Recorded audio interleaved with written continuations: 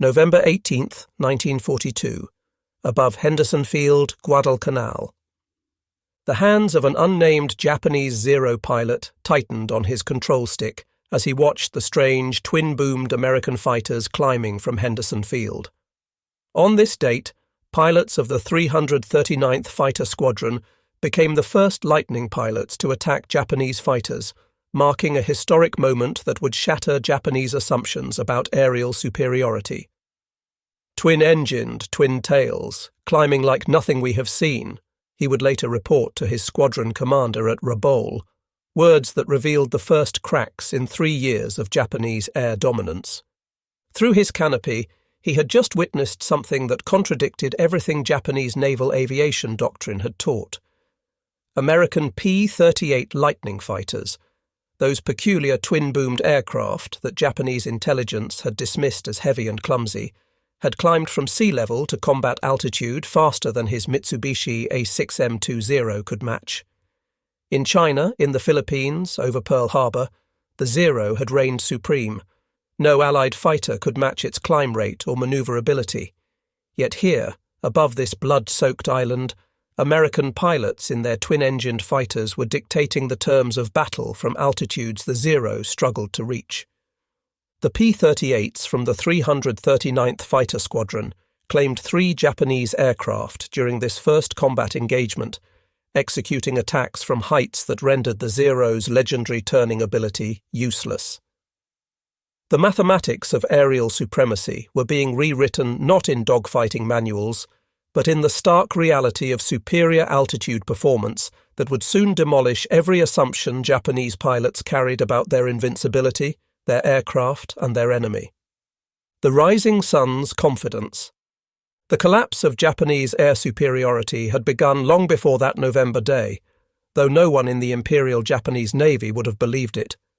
Since December 7, 1941, Japanese naval aviators had swept across the Pacific with an aura of invincibility.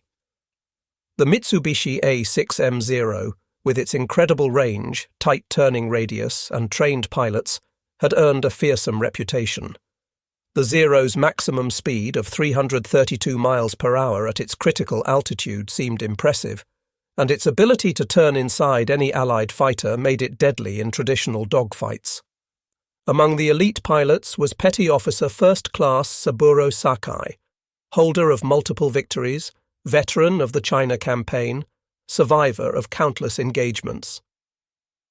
By 1942, Sakai had achieved 13 victories in the Borneo campaign alone before being transferred to Lae, New Guinea, where he would score the majority of his eventual 64 claimed victories. His confidence, like that of his fellow pilots, was absolute. Lieutenant Junichi Sasai, Sakai's immediate superior, had addressed his pilots before combat operations. The American fighters over the Guadalcanal area are known to have come from aircraft carriers supporting the invasion. They are probably regular American Navy fighters, not Army planes. The Japanese pilots expected to face carrier-based F-4F Wildcats, aircraft they had defeated before. The early months of 1942 seemed to confirm Japanese superiority. Japanese pilots shot down obsolete Brewster Buffaloes over Singapore, decimated Curtiss P-40 Warhawks over Java, and swept aside British Hurricanes over Burma. The Zero had nearly complete initial dominance in the Pacific theatre. Even when facing newer Allied fighters, Japanese pilots maintained their psychological edge through superior training and tactics refined over years of combat in China. But intelligence reports filtering back to Japanese squadrons in mid-1942 spoke of a new American fighter. Something different. Twin engines, twin tails, heavy armament concentrated in the nose. The reports were dismissed by most squadron commanders. How could a twin-engine fighter possibly threaten the nimble Zero? Japanese naval doctrine, built on the concept of the decisive battle and individual combat skill, had no framework for understanding what was coming. The Lightning emerges. The P-38 Lightning was the only really successful twin-engine daytime fighter of the war, the result of Lockheed's response to a February 1937 U.S. Army Air Corps specification for a long-range interceptor. Designer Clarence Kelly Johnson and his team had created something unprecedented, a fighter that could exceed 400 miles per hour, climb to 40,000 feet, and carry enough fuel for missions exceeding 1,000 miles. The P-38's twin Allison V-1710 engines, each producing 1,150 horsepower with turbo-supercharging, gave it performance characteristics that seemed impossible to Japanese engineers.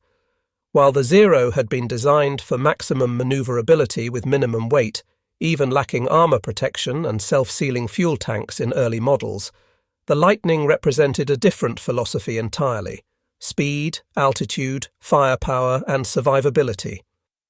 The first P-38s arrived in the Pacific Theatre not with fanfare, but with mechanical problems. When the first P-38s arrived in Australia, they were discovered to have some design problems, and their combat debut was delayed. But by late 1942, these issues were being resolved, and experienced pilots from P-40 squadrons were transitioning to the new fighter. The 49th Fighter Group was still equipped with P-40s, but would soon transition to the Lightning. These pilots brought with them hard-won experience against Japanese fighters. They had learned, often through fatal trial and error, never to engage a Zero in a turning fight. The P-38 would give them the tool to fight on their own terms. First blood over the Solomons. November 18, 1942, marked the Lightning's first major engagement with Japanese fighters when pilots of the 339th Fighter Squadron, flying from Henderson Field on Guadalcanal, engaged Japanese aircraft while escorting Boeing B-17 Flying Fortress bombers. The results stunned both sides. Japanese pilots flying escort for their bombers first spotted the strange, twin-boomed silhouettes climbing from the south. Their initial reaction was confusion. Were these bombers? Reconnaissance aircraft? The rate of climb suggested neither. By the time they recognized them as fighters, the P-38s had already gained a 5,000-foot altitude advantage. The P-38s would patrol above the altitude at which the Zero could effectively operate. Their great speed at high altitudes allowed them to maneuver into the most advantageous positions. Then the big fighters would plunge from the sky to smash into the hapless Zero fighters. The mathematics were stark. While the Zero's low-speed maneuverability was legendary, its high-speed maneuverability was actually inferior to the P-38 at altitude. Above 250 miles per hour, the Zero's controls became increasingly heavy. Above 300 miles per hour, the aircraft became difficult to maneuver at all. The P-38, with its hydraulically boosted controls in later models, maintained effectiveness even in high-speed dives approaching 500 miles per hour. The technological chasm. The shock for Japanese pilots went beyond mere performance numbers. The P-38 represented a fundamentally different approach to aerial warfare that Japanese military culture had not anticipated.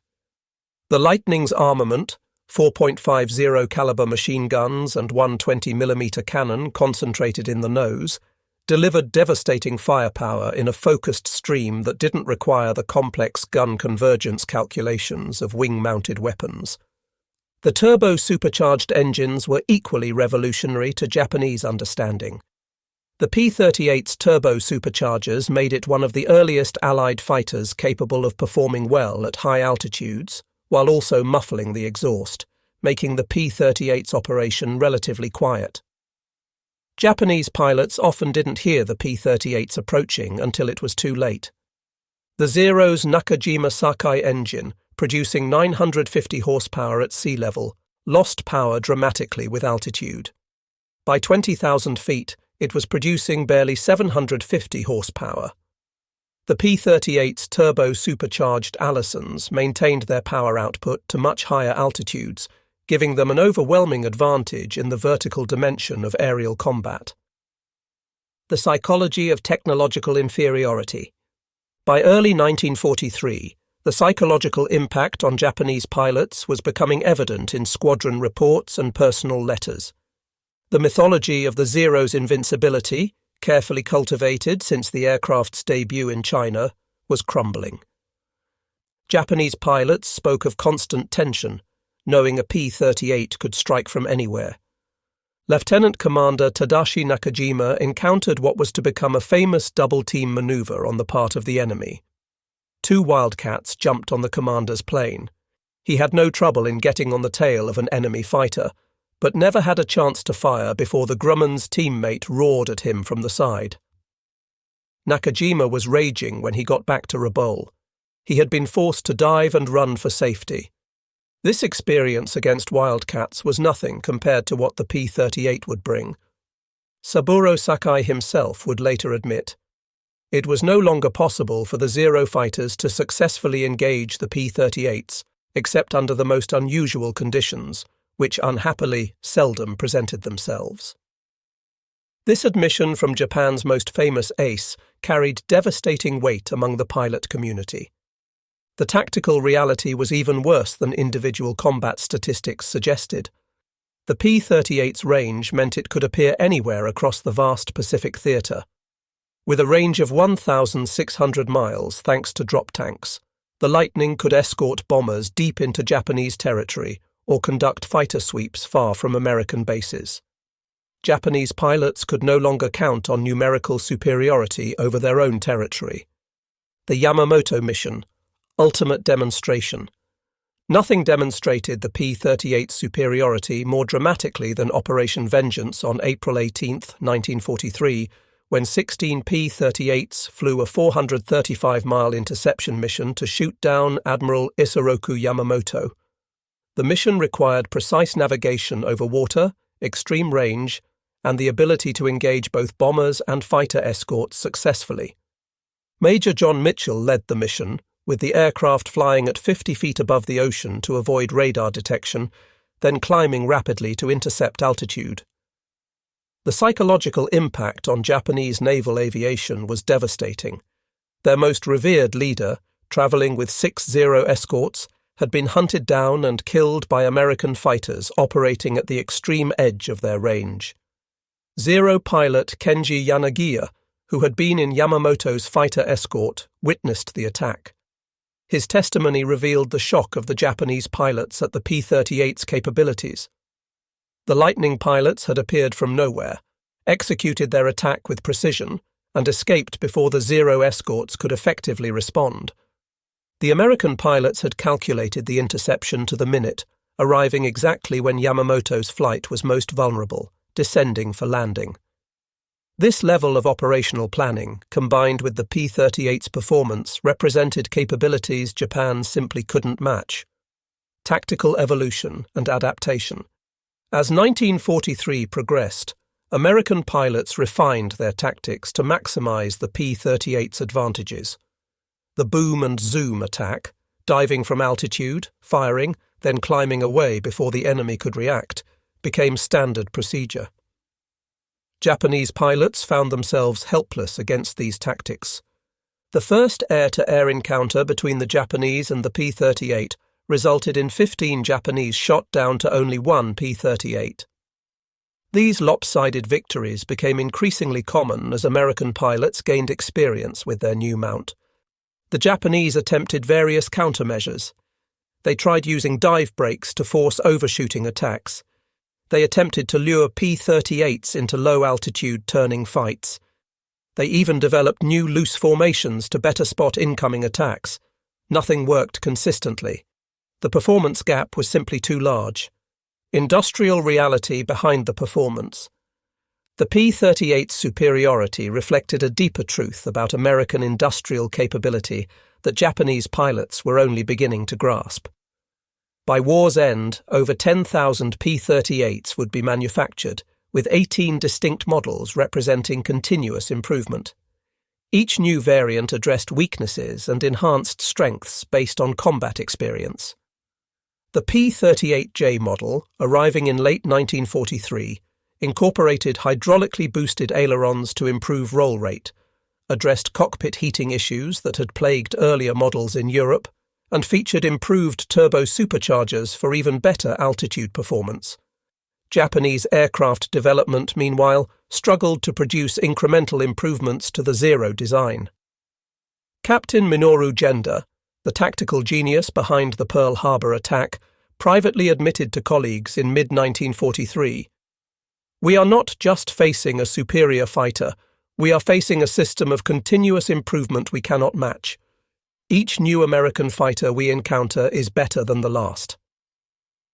The pilot experience divergence. The technological gap was amplified by diverging pilot quality. By mid-1943, Japan was losing its experienced pilots faster than they could be replaced. The grim realities of Japan being unable to adequately replace war losses in materials and skill were becoming apparent. Training programs were shortened from 2 years to less than 6 months. New pilots arrived at combat units with less than 200 hours of flight time. American pilots, conversely, were arriving with 400 to 600 hours of training. They had practiced combat tactics in advanced training units, studied gun camera footage from actual combats, and trained on multiple aircraft types. When they transitioned to P-38s, they received specialized training in twin-engine operations and high-altitude combat tactics. Mechanical complexity and reliability. The P-38's twin-engine configuration provided another advantage Japanese pilots hadn't fully appreciated: survivability. With 2 engines, even severely damaged Lightnings could limp home on a single propeller. The psychological impact of this reliability was profound. Japanese pilots, flying single-engine aircraft over vast stretches of ocean, faced death if their engine failed. The Zero's extreme range came at the cost of minimal armor and self-sealing fuel tanks. A single bullet in the wrong place meant a fiery death or a long swim in shark-infested waters. The Intelligence War. By late 1943, Japanese intelligence warned pilots to avoid duels with the Lightning, noting its terrifying diving speed, accuracy, and ability to appear unexpectedly. These intelligence reports, circulated among Japanese squadrons, revealed a growing understanding of their disadvantage. One captured Japanese document from December 1943 stated, "The P-38 type fighter must be considered the most dangerous American aircraft in the Pacific. Its speed and climb rate exceed anything we can achieve. Engagement should be avoided unless possessing overwhelming numerical superiority and advantageous position." This admission, that Japanese pilots should avoid combat with American fighters, represented a complete reversal of the warrior ethic that had defined Japanese naval aviation. The psychological impact was devastating. Pilots who had been trained to seek combat at every opportunity were now being told to run from the enemy. The aces tell the tale. The emergence of American P-38 aces provided stark evidence of the fighter's superiority. Major Richard Bong became America's highest-scoring ace with 40 victories, all scored in P-38s. Major Thomas B. Maguire achieved 38 victories before being killed in January 1945. These scores, achieved in less than 2 years of combat, exceeded what most Japanese aces had accomplished in 3 or 4 years of war. Over 1,800 Japanese aircraft would fall to P-38s in the Pacific theater. This tally represented not just aircraft destroyed, but experienced pilots lost, pilots Japan could never replace. Each victory diminished Japanese air power exponentially, as training programs struggled to produce even basically competent replacements. Technical innovation continues. As 1944 progressed, the P-38 continued to evolve while Japanese aircraft development stagnated. The P-38L model featured uprated engines producing even more power at altitude, improved cooling systems, and rocket launchers for ground attack missions. These aircraft could carry substantial bomb loads in addition to their standard armament. Japanese pilots watching P-38s transition from air superiority missions to devastating ground attacks realized they were facing not just a superior fighter, but a weapons system of unprecedented versatility. The cultural shock. Beyond the technological superiority, Japanese pilots struggled to comprehend the American approach to air combat. The Japanese had elevated aerial combat to an art form, emphasizing individual skill and warrior spirit. The Americans treated it as an engineering problem to be solved with superior technology and tactics. Commander Masatake Okumiya, a staff officer who analysed combat reports, wrote after the war, "We could not accept that fighting spirit alone was insufficient. Every report of P-38 superiority was met with demands for greater dedication, more aggressive spirit. We confused courage with capability. This cultural blindness prevented effective adaptation. While American pilots continuously refined tactics based on combat experience, Japanese training continued to emphasize aerobatic skill and individual combat prowess, skills useless against an enemy that refused to engage on those terms." The radar revolution. By mid-1944, some P-38s were equipped with primitive airborne radar for night fighting operations. This technology was completely beyond Japanese capability to match or counter. Night had previously been a sanctuary for Japanese operations. Now even darkness offered no protection. The Marianas Turkey Shoot. While the P-38 didn't participate directly in the Battle of the Philippine Sea in June 1944, its impact was felt in the quality of Japanese pilots who faced the US Navy's Hellcats. Years of attrition against P-38s and other American fighters had eliminated Japan's experienced pilots. The Marianas Turkey Shoot, where American pilots shot down over 300 Japanese aircraft for minimal losses, was the culmination of a process the P-38 had accelerated. Vice Admiral Takeo Ozawa, commanding the Japanese carrier forces, later admitted, "Our pilots were not ready. They had neither the experience nor the aircraft to match the Americans. The war in the air had been lost long before that day." Desperation and innovation. As 1944 turned to 1945, Japanese attempts to counter the P-38 became increasingly desperate. They experimented with ramming attacks, recognizing that conventional combat was hopeless. They developed phosphorus anti-aircraft shells specifically to target the P-38's fuel tanks. They even attempted to develop their own twin-engine fighters, though none reached operational status in meaningful numbers.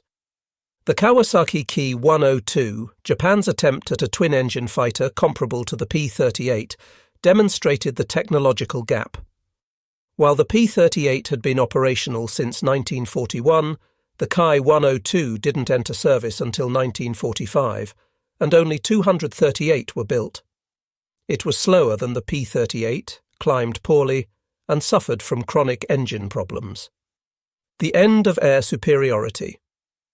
By early 1945, Japanese pilots no longer spoke of air superiority or even air parity. They spoke of survival. The P-38, along with other American fighters, had established complete dominance over Japanese airspace. Saburo Sakai himself would later state that the P-38 destroyed the morale of the Zero fighter pilot. The numbers tell the story. The statistics of P-38 operations in the Pacific tell a story of overwhelming superiority. Over 1,800 Japanese aircraft destroyed by P-38s. Major Richard Bong, 40 victories, all in P-38s. Major Thomas Maguire, 38 victories in P-38s. P-38 pilots claimed more Japanese aircraft than any other Army Air Force fighter. Against these achievements, Japanese loss rates told a grimmer story. By war's end, Japan had lost over 90% of its experienced pilots who had begun the war. The average Japanese pilot in 1945 had less than 100 hours of flight time. They were not warriors, but sacrificial lambs sent against an enemy they had no hope of defeating. Post-war revelations. After Japan's surrender, American occupation forces conducted extensive interviews with surviving Japanese pilots and commanders.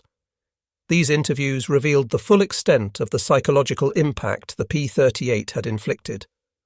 Commander Masatake Okumiya admitted, "The P-38 broke our confidence completely. We had believed in our superiority, in our aircraft, in our training. The lightning showed us we were wrong about everything. It wasn't just faster or better armed. It represented a way of war we couldn't match." One Japanese pilot interviewed stated, "On my first confrontation with the P-38, I was astonished to find an American aircraft that could outrun, outclimb, and outdive our Zero, which we thought was the most superior fighter plane in the world." The technical analysis. Post-war technical analysis revealed the full extent of the performance gap. Mitsubishi A6M20, maximum speed, 332 miles per hour at critical altitude. Service ceiling, 33,000 feet, struggling above 25,000. Climb rate, 3,100 feet per minute, decreasing rapidly with altitude. Range, 1,930 miles, exceptional for its time.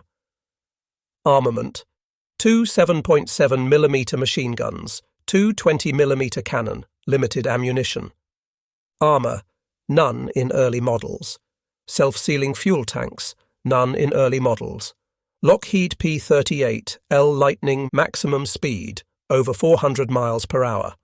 Service ceiling, 44,000 feet. Climb rate, 4,750 feet per minute at sea level. Range, 1,600 miles with drop tanks. Armament, 4.50 caliber machine guns, 120mm cannon. Armour, extensive pilot protection. Self-sealing fuel tanks, standard. The numbers revealed a complete mismatch. The Zero had been designed for a different war, one where individual combat skill and maneuverability determined victory. The P-38 represented industrial-age warfare where technology, production capacity, and systematic improvement determined outcomes. The industrial context. The P-38's superiority reflected American industrial might that dwarfed Japanese capacity. Lockheed produced over 10,000 P-38s during the war. Japan produced approximately 10,000 Zeros total, but spread over a longer period and with declining quality as the war progressed. American production methods, utilizing assembly line techniques perfected in automobile manufacturing, could produce P-38s faster than Japan could train pilots. Each P-38 incorporated thousands of specialized components manufactured to precise tolerances, a testament to American industrial coordination that Japan couldn't replicate. The Allison engines powering the P-38 were masterpieces of engineering, incorporating supercharging technology, precision manufacturing, and metallurgy beyond Japanese capabilities. While Japanese engines required extensive hand-fitting and adjustment, American engines were essentially interchangeable, simplifying maintenance and improving reliability. The training disparity. By 1944, the gap in pilot training had become a chasm. American P-38 pilots received specialized twin-engine training, including 100-plus hours on twin-engine trainers before touching a P-38, engine-out procedures and asymmetric thrust management, high-altitude physiology and oxygen system management, gunnery training using camera guns and towed targets, formation tactics and mutual support procedures, escape and evasion training, comprehensive aircraft systems knowledge. Japanese training by 1944 consisted of basic flight instruction, 50 to 100 hours, minimal combat tactics training, limited gunnery practice, ammunition was scarce, no specialized high-altitude training, emphasis on spirit over tactical doctrine, preparation for special attack, kamikaze missions. The result was predictable. American pilots arrived in theater as skilled professionals. Japanese pilots arrived as barely competent sacrifices. Tactical evolution. The P-38 forced fundamental changes in aerial combat tactics. The traditional turning dogfight, which had dominated aerial combat since World War I, became obsolete. While the P-38 could not outturn the A6M0 when flying below 200 miles per hour, its superior speed coupled with good rate of climb meant it could use energy tactics effectively. American pilots developed the high side pass, approaching from above and behind, diving through the enemy formation with guns blazing, then zooming back to altitude before the enemy could react. This tactic, impossible without the P-38's performance advantages, rendered Japanese defensive formations useless. The Japanese attempted to adapt by stationing fighters at multiple altitudes, but this dispersed their forces and made coordination impossible. They tried using clouds for concealment, but the P-38's speed allowed it to cover vast areas quickly, finding Japanese aircraft wherever they tried to hide. The psychological warfare component. The distinctive appearance of the P-38 became a psychological weapon. Its twin-boom design looked alien to Japanese pilots who initially dismissed it as heavy and clumsy. This unique silhouette, however, became a symbol of American technological superiority that struck fear into Japanese pilots long before combat was joined. Ground crews reported that the mere rumor of P-38s in the area would cause Japanese pilots to delay missions or request additional escorts. The aircraft's nickname among Japanese pilots, 2 planes, 1 pilot, reflected both confusion about its design and respect for its capabilities. Strategic impact. The P-38's superiority had strategic implications beyond tactical air combat. Japanese military planning had assumed rough air parity would allow their superior warrior spirit to prevail. The P-38 demonstrated that technology could create such overwhelming advantage that spirit became irrelevant. This realization influenced Japanese strategic decisions, including acceleration of kamikaze tactics as conventional air combat became hopeless, withdrawal of remaining experienced pilots to home island defense, abandonment of offensive air operations by mid-1944, diversion of resources to desperate wonder weapon projects, recognition that the war was unwinnable by conventional means. Admiral Somu Toyoda, Commander-in-Chief of the Combined Fleet, privately acknowledged in October 1944, "We no longer have an air force capable of conventional operations. The American fighters, especially the P-38, have eliminated our ability to contest the skies." The maintenance and logistics victory.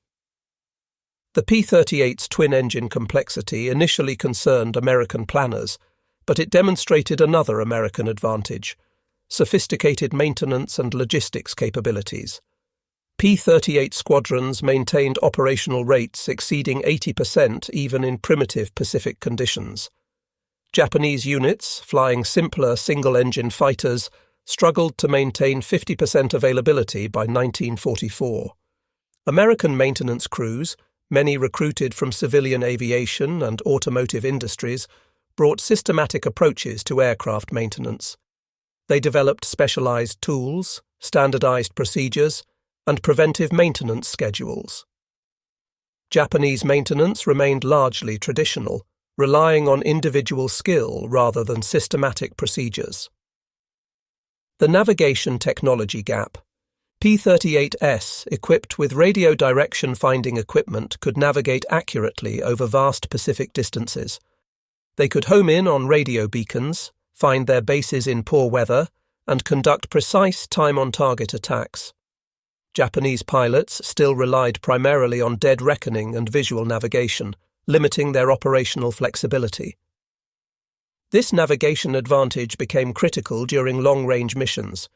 The Yamamoto interception mission required precise navigation over 435 miles of open ocean, arriving at the exact point at the exact time. Japanese pilots couldn't have executed such a mission with their available technology. The impact on Japanese naval aviation. The Imperial Japanese Navy had built its entire strategic doctrine around naval aviation. The P-38's dominance shattered this foundation. Carrier air groups, rebuilt after Midway losses, were decimated by P-38s and other American fighters during island campaigns. By 1944, Japanese carriers sailed with half-strength air groups of poorly trained pilots. Vice Admiral Jisaburo Ozawa, commanding the 1st Mobile Fleet, reported before the Battle of the Philippine Sea, "Our pilots are not ready for combat against American fighters. They can barely land on carriers, much less fight P-38s and Hellcats. We are sending them to certain death." The cultural transformation. The encounter with the P-38 forced a fundamental transformation in Japanese military thinking. The Bushido Code, emphasizing spiritual strength and individual warrior prowess, proved inadequate against American industrial warfare. Younger Japanese officers began questioning the entire basis of Japanese military doctrine. This cultural transformation extended beyond the military.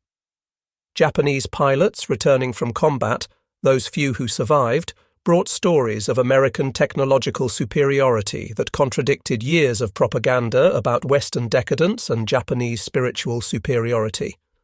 The economic reality. The P-38 program represented an economic investment Japan couldn't match. Each P-38 cost approximately $97,000 in 1944 dollars. Expensive, but America produced them by the thousands. Japan struggled to produce aircraft costing a fraction of that amount in meaningful numbers. The aluminum required for a single P-38 exceeded what many Japanese aircraft factories received in a month by 1944. The precision instruments, the turbo-superchargers, the constant-speed propellers, each component represented industrial capabilities Japan had never developed. The pilot testimony. The most powerful evidence of the P-38's impact comes from Japanese pilot testimonies. These men, trained to never admit weakness, universally acknowledged the Lightning's superiority in post-war interviews. Lieutenant Saburo Sakai. The P-38 would patrol above the altitude at which the Zero could fly.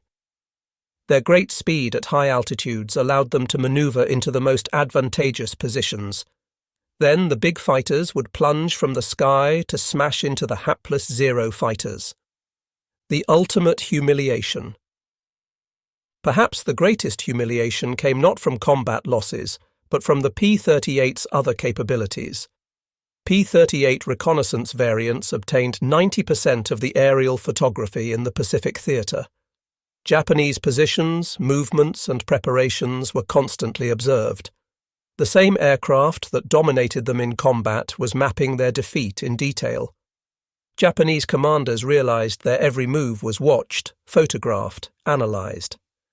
The P-38 F-5 photo reconnaissance variant, stripped of weapons but retaining full performance, could photograph Japanese installations with impunity. Japanese fighters sent to intercept them simply couldn't reach their altitude. The legacy of shock. The shock Japanese pilots experienced when encountering the P-38 extended far beyond the war. It influenced post-war Japanese aviation development, military doctrine, and even cultural attitudes toward technology versus tradition. Many surviving Japanese pilots became advocates for technological advancement in post-war Japan. They had learned firsthand that courage without capability was meaningless. Their experiences influenced Japan's post-war embrace of technology and industrial development. Saburo Sakai, who became a successful businessman after the war, often spoke about the lessons learned from facing the P-38. The Lightning taught us that we must never again fall behind technologically. It showed us that industrial power, not warrior spirit, determines victory in modern war. The technical innovation race. The P-38's evolution during the war demonstrated American advantages in rapid technical innovation. Problems identified in combat were quickly addressed in new production models. Compressibility issues led to dive flaps. Cold cockpits led to improved heating systems. Roll rate complaints led to hydraulically boosted ailerons. Japanese aircraft development, constrained by limited resources and institutional rigidity, couldn't match this pace of improvement. The Zero that fought in 1945 was essentially the same aircraft that had attacked Pearl Harbor, with minor improvements. The P-38L of 1945 was dramatically superior to the P-38E of 1942. The final assessment. General Kenny, commander of Allied air forces in the Southwest Pacific, was quoted as saying, "The P-38 pilots, flying at great height, chose when and where they wanted to fight with disastrous results for Japanese pilots. This ability to dictate engagement terms represented a revolution in air combat that Japanese military doctrine never successfully countered. The statistics are overwhelming. By war's end, the two top American aces had shot down 78 Japanese aircraft between them, all in P-38s. The top surviving Japanese ace had 64 victories accumulated over 6 years of war. The mathematics of attrition were unsustainable for Japan. The broader implications. The P-38's dominance over the Zero represented more than just technological superiority. It demonstrated fundamental differences in approach to warfare, industrial capacity, innovation culture, and strategic thinking. The Japanese had prepared for a short, decisive war where warrior spirit would overcome material disadvantages. The P-38 represented American preparation for a long industrial war where technology and production would prove decisive. The psychological shock experienced by Japanese pilots encountering the P-38 was really the shock of encountering modernity itself. The Lightning represented systematic application of science, engineering, and industrial management to warfare. Against this, the samurai tradition, however noble, was helpless. The human cost. Behind the statistics and technical specifications lay human tragedy. Thousands of young Japanese pilots, many with less than 100 hours of flight time, were sent against P-38s in obsolescent aircraft. They knew they had no chance. Their letters home, discovered after the war, reveal young men resigned to death. One young pilot wrote before his final mission, "Mother, I will face the twin-tailed devils tomorrow. I do not expect to return. They fly higher and faster than we can imagine. I will do my duty, but I know it is hopeless." He was shot down by P-38s over Rabaul in March 1944. His was one of thousands of similar stories, young lives sacrificed to a technological gap that courage couldn't bridge. The lasting influence. The P-38's impact extended beyond World War II. It influenced Cold War aircraft development, with both the United States and Soviet Union developing twin-engine, high-altitude interceptors based on lessons learned from the Lightning. The concept of using technology to create overwhelming advantage became central to American military doctrine. For Japan, the experience influenced their post-war self-defense forces to prioritize quality over quantity, advanced technology over mass mobilization. The trauma of technological inferiority left lasting marks on Japanese military thinking. Conclusion: the end of an era. The shock Japanese pilots experienced when they could not outrun or outclimb the P-38 Lightning marked the end of an era in aerial warfare. The age of the individual warrior pilot, where personal skill and courage determined victory, died in the skies over the Pacific. It was replaced by industrial-age warfare where technology, production capacity, and systematic innovation determined outcomes. Saburo Sakai's post-war reflection that the P-38 destroyed the morale of the Zero fighter pilot captured the essence of this transformation. It wasn't just that the P-38 was faster or climbed better. It represented a way of war that Japan couldn't match. The Japanese pilots who survived learned a harsh lesson. In modern war, courage without technology is not heroism, but futility. The P-38 Lightning didn't just shoot down Japanese aircraft. It shattered an entire worldview about warfare, honor, and national power. Their shock was the shock of discovering that everything they believed about air combat was wrong. The Zero, which had seemed invincible in 1941, was obsolete by 1943. The pilots who had trained for years in aerobatic combat found their skills useless against an enemy that refused to engage on those terms. In the end, the twin-tailed devil that haunted Japanese pilots' nightmares represented more than just a superior fighter aircraft. It embodied American industrial might, technological innovation, and systematic approach to warfare that would define the second half of the 20th century. The last word belongs to Saburo Sakai, Japan's most famous fighter ace, who survived the war and lived to reflect on its lessons. The P-38 taught us, the hardest lesson of all, that the age of the samurai was over. In the skies over the Pacific, we met the future, and it destroyed us. The shock of that encounter reverberates still, a reminder that in the crucible of war, technology and industrial capacity ultimately triumph over tradition and individual valor.